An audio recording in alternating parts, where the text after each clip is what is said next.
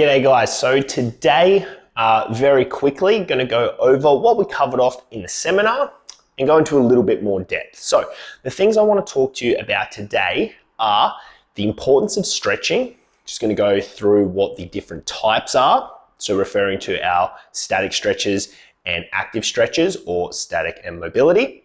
Then talking about the importance of how to make sure the muscle is recovered. And then finally, just going to quickly cover off on some of the tools to use when stretching at home. So firstly, the importance of stretching. Guys, this is huge, especially coming up to any event. It's always important that we're stretching in the lead up.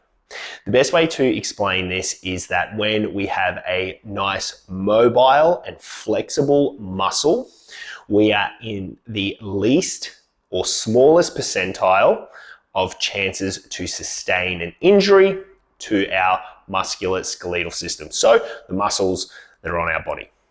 And what that means, guys, is when the muscle is able to expand and contract freely, we are less likely to do damage, as you all well will know.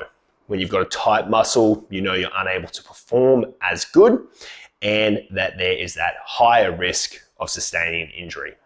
Now, what we want to talk about is the recovery of the muscle. Before I talk about that, I don't want to downplay the importance of our three main pillars, which is our hydration, sleep, and nutrition. I'm not downplaying those at all. In fact, by hitting those three main pillars, you're guaranteed success in almost any endeavor you have with performance. But when referring to the recovery of a muscle, again, we want to ensure that it is able to freely move. So what that means is making sure that when we are, say, going to bed, we are stretching before we go to bed. The reason for this is what I want you to think of is when the muscle is able to expand and contract easily, what's then able to happen is the easy passage of blood flow through those muscles, which are going to help with recovery. So while we're sleeping, we have hormone dumps. If those hormones are able to easily get in and out of the muscle, it aids in recovery. Of course, as I said before, sleep, hydration, nutrition, they are absolute key. It all plays a role, but to really step it up a notch, we make sure we have that nice stretch before bed. Now, stretching in the lead up to games or workouts, whatever that might be, we start going into the realm of talking about active stretching and mobility. Now, what this means, guys, is with an active stretch, current research shows that anything over, a stretch over 30 to 40 seconds is going to have a negative effect on the ability to produce power within the muscle. So what that means, guys, I'll give you an analogy. When you're going through and you're doing your active stretches, your mobility drills, what's happening is the muscle is creating length, but it's snapping back nice and quick. Much like a rubber band. You get a brand new rubber band out of the packet. If you stretch it and you flick it, it'll always snap back to its original length. That is what we're talking about, making sure when we do our active stretches or mobility drills. Think on the flip side, an old band you find at the bottom of your drawer. It's a little bit dirty, it's a little bit kind of grimy and scaly. You go to stretch it and it doesn't quite snap back as well as what a new band does. That is the potential that happens if we hold stretches over 30 to 40 seconds. Okay, so the best way to think about doing a mobility drill or an active stretch is moving into range and out of range. For example, if you're doing a squat, you can still go down, you can hold the bottom of a squat, you can move around down low in that range, but we don't want to hold it there.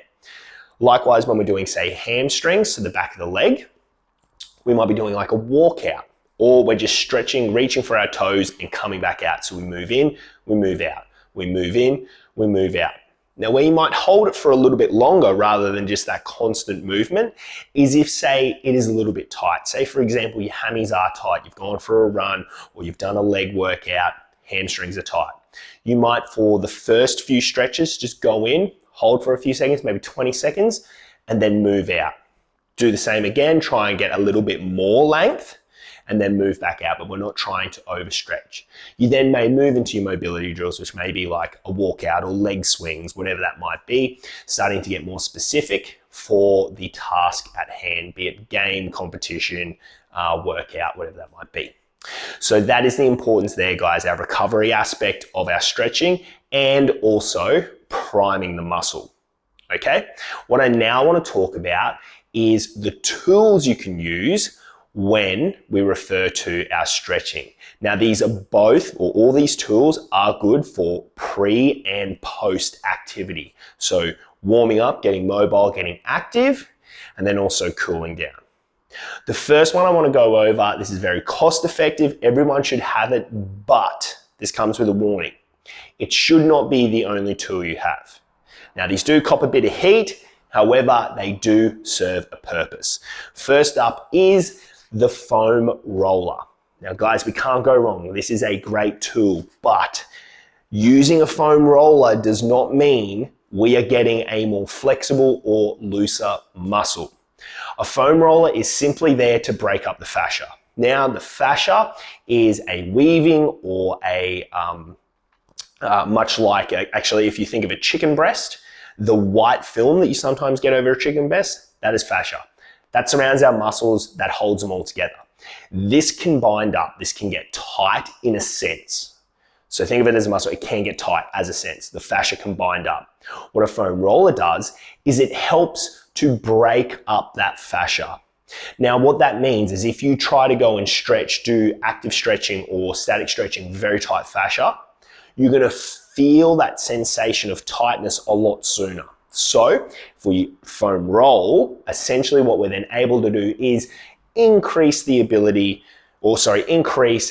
range of which we would then be able to stretch. So essentially you're benefiting your stretching by doing foam rolling prior, okay?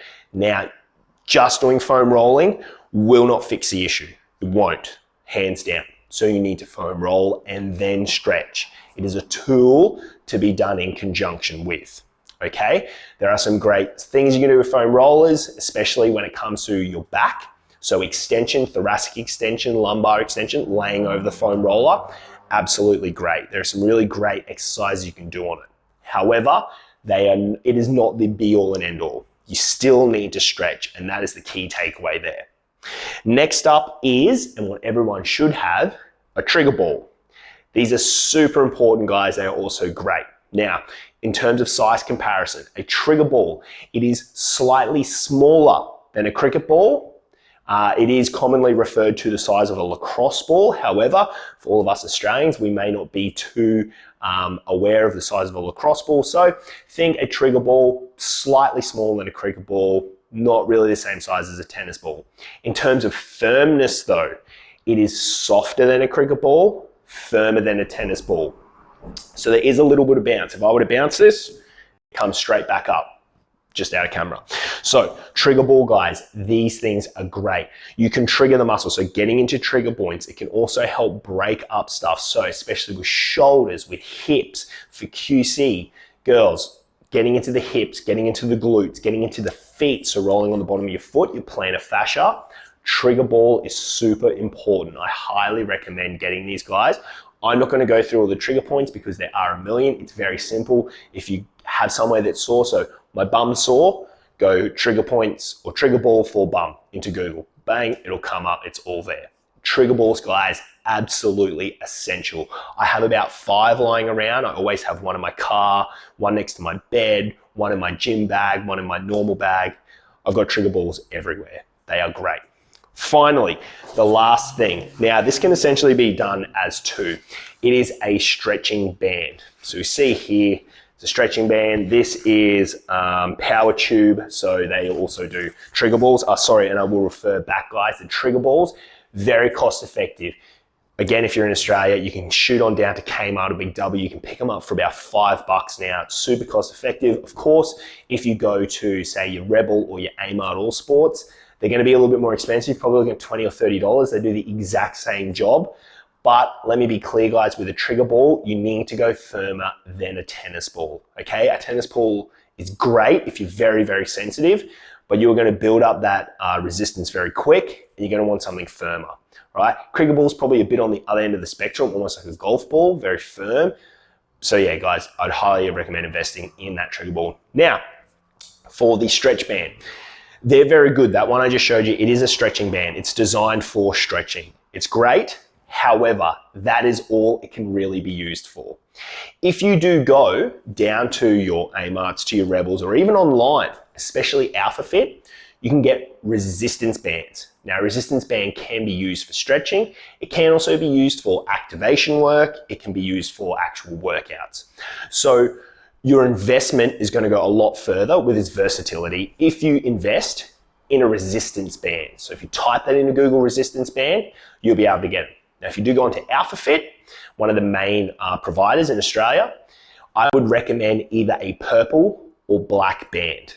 If you do go down to a Rebel or an Amart and you're able to physically see it, it's generally about the width of 2 fingers. That's probably the purple band. That would be what I recommend for stretching, purple or black. Okay, black is just a little bit thinner.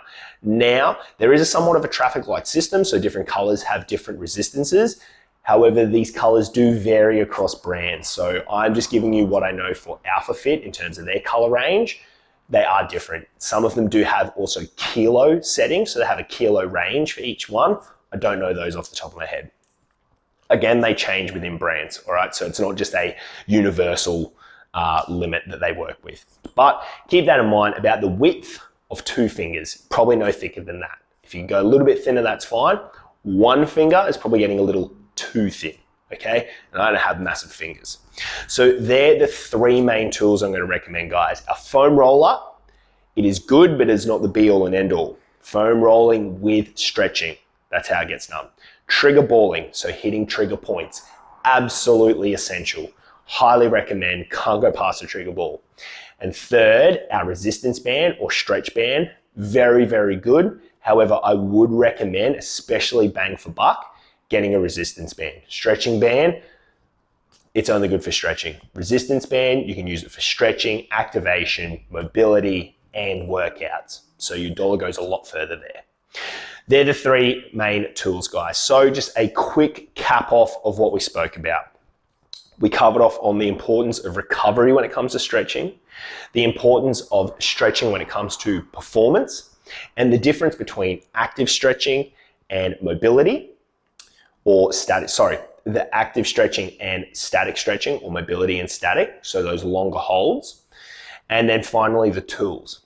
The last point I want to cover off on, guys, is when you are stretching, so holding long holds, you're doing your stuff before bed.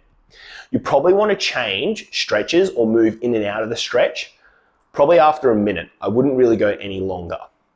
Most recent studies kind of suggest towards that anything over a minute, if you keep holding, is only going to increase the relaxation effect. So that feeling of being relaxed and calm. Now, if that is something you're striving for, by all means, do it. However, if your main goal is to increase range in that muscle, then I would hold the stretch for, say, around about a minute, minute and a half. There's no real wrong answer, but I would be definitely going over 40 seconds. So around about a minute, move out of the stretch, and then try and increase it. Move a little bit further into the stretch. If your goal is just to do something relaxing, switch off, unwind, but still stretch, definitely hold the pose or the stretch for as long as you want. If you want to set a timer, you want to go 5 minutes, because you only care about, switching off and down regulating central nervous system, by all means, do that. But if your main goal is to increase range, hold for a minute, move out, move back in, but try and go a little bit further. All right, guys, hope you got a lot out of that today. If you did, please like and subscribe. Shoot me a comment if you have any questions. Always here to help. Other than that, guys, have a great day.